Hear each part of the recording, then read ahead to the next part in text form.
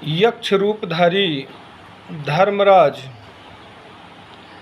ने युधिष्ठिर से प्रश्न किया कि हे युधिष्ठिर, विश्व का सबसे बड़ा आश्चर्य क्या है?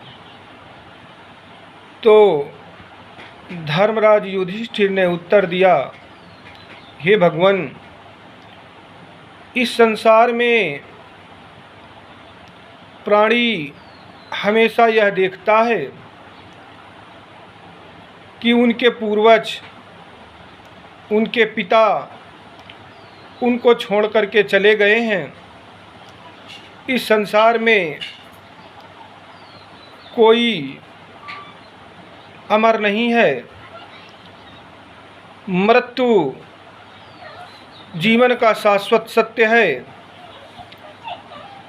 ये जानते हुए भी प्राणी इस पृथ्वी पर अपना अस्तित्व बनाए रखना चाहता है, जीवन बनाए रखना चाहता है और अमरत्व की आशा करता है। यही विश्व का सबसे बड़ा आश्चर्य है। बड़ा गूढ़ प्रसंग है और बड़ा गूढ़ रहस्य है। संसार के प्राणी नित्य देखते हैं कि उनके मोहल्ले से, उनके गांव से रोज कोई ना कोई अंतिम विदाई लेता है। ये देख करके भी उनका घमंड, उनका अभिमान, उनका स्वार्थ, उनका कपट कम नहीं होता है। वो सोचते हैं कि मैंने इतनी पृथ्वी बना ली है, इतनी दौलत बना ली है, इतनी और बना लूँगा। इस पृथ्वी का मैं भोग करूँगा। मेरे बाद मेरे पुत्र, पौत्र और मेरे वंशज इस पृथ्वी का भोग करेंगे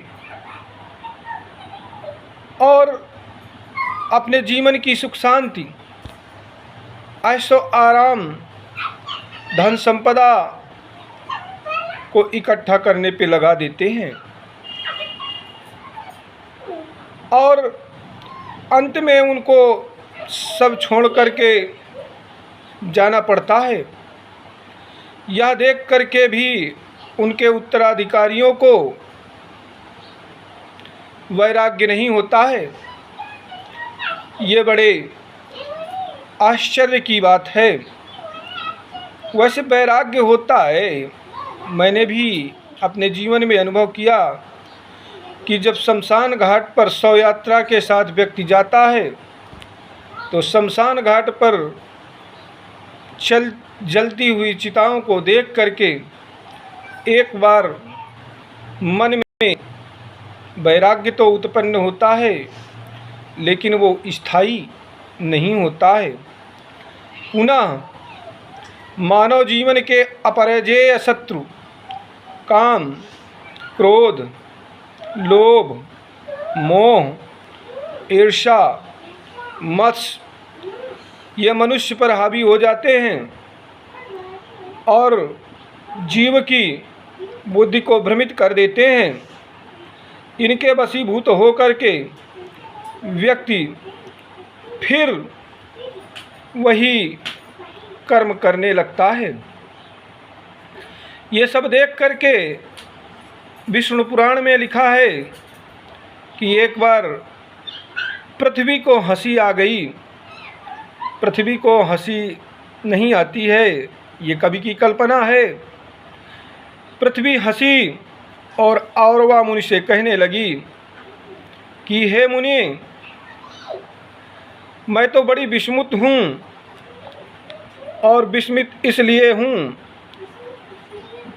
कि ये राजा लोग जो मृत्यु के गाल में समाये हुए हैं,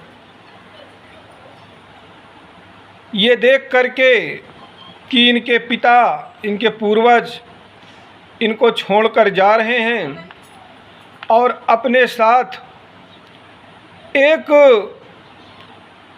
जमीन का कण भी नहीं ले जा रहे हैं। वो पूर्वज रात दिन सबसे पहले अपने को जीतते हैं, अपनों को जीतते हैं, पूर्ववासियों को जीतते हैं। इसी क्रम में वो अन्य देश पर आक्रमण करते हैं और समुद्र पर्यंत संपूर्ण पृथ्वी को जीत लेने का संकल्प करते हैं। उनकी कामनाएं पूर्ण नहीं हो पाती हैं और भगवान काल उनको अपने आगोश में समेट लेते हैं। पृथ्वी कहती है और वामुनि, मुझे उन राजाओं पर बड़ी हंसी आती है जो अपनी सेना लेकर के एक सीधे साधे राज्य पर चढ़ाई कर देते हैं और अपने दूत के द्वारा दूसरे राजा को ये संदेश भेजते हैं कि ये पृथ्वी हमारी है, इसे छोड़ करके तुम तुरंत चले जाओ।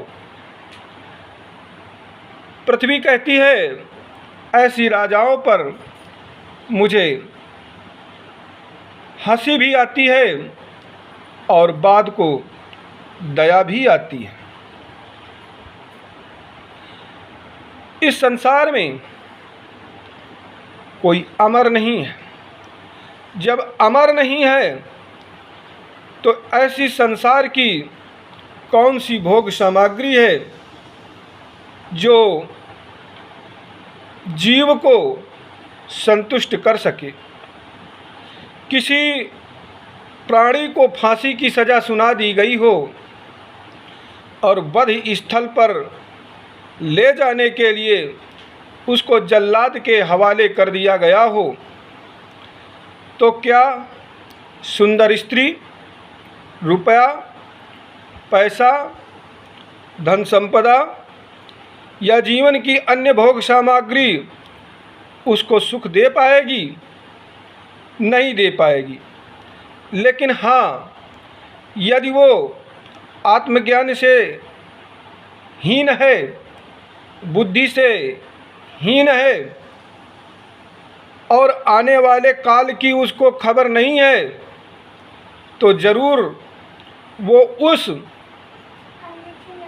बकरे के समान हरी हरी घास को खाने में लग जाएगा। जैसे कसाई एक बकरा को काटने के लिए लाता है, लेकिन बकरा चूँकि अंतःबुद्धि से हीन प्राणी है, इसीलिए उसको अपने काल की खबर नहीं है। बढ़िया दानेदार चारा, चना वगैरह जब कसाई उसके सामने आए तो बकरा बड़े उसे स्वाद से खाने लगता है। इसी प्रकार जो प्राणी पशुवर्त हैं, जिनको आने वाले काल की खबर नहीं है, वो संसार की माया में इतने लिपटे हुए हैं कि उनको अपने स्वार्थ के आगे, अपनी कामनाओं की पूर्ति के आगे संसार के नाते रिश्ते, संसार के संबंध या भगवान का भजन कुछ भी नहीं सुहाता है। ऐसे लोगों की दुर्गति होती है और अंत बड़ा दुखदाई होता है। अंत के बाद अंतःगति भी उनकी दुखदाई होती